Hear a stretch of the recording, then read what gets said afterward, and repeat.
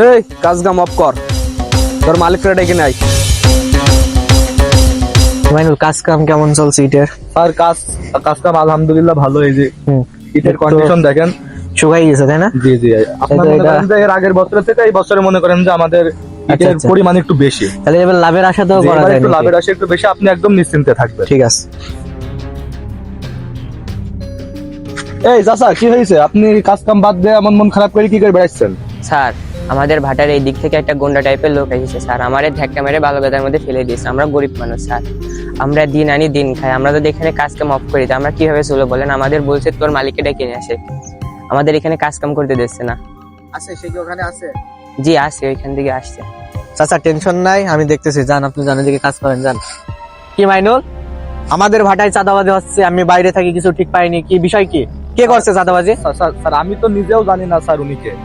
তা চলেন না একটু গিয়ে দেখে আসি কি বিষয়, কি আর বিষয়ে চলো, কথা বলতে এসেছি। কে চাঁদাবাজি করছে দেখে আসি।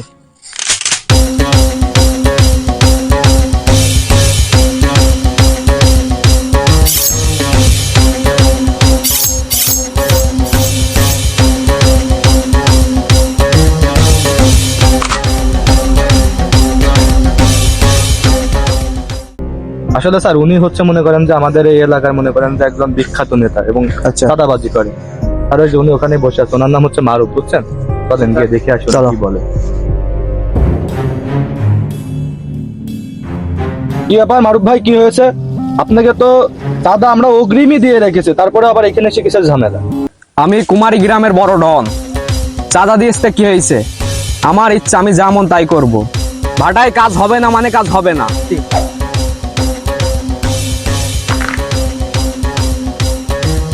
ওকে, ও চোখ রাঙাচ্ছে ওকে।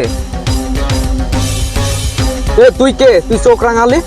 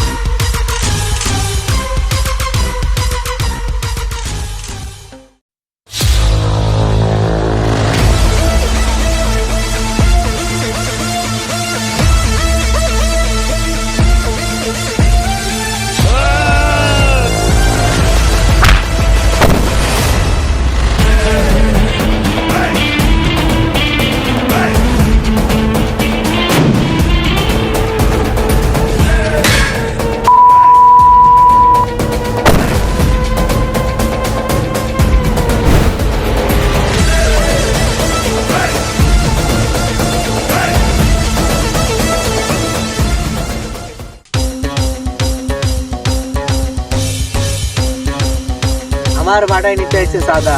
আরে আমার সম্পর্কে যদি জানতো তাহলে আসার আগে 10 বার ভাবা লাগতো কে আমি।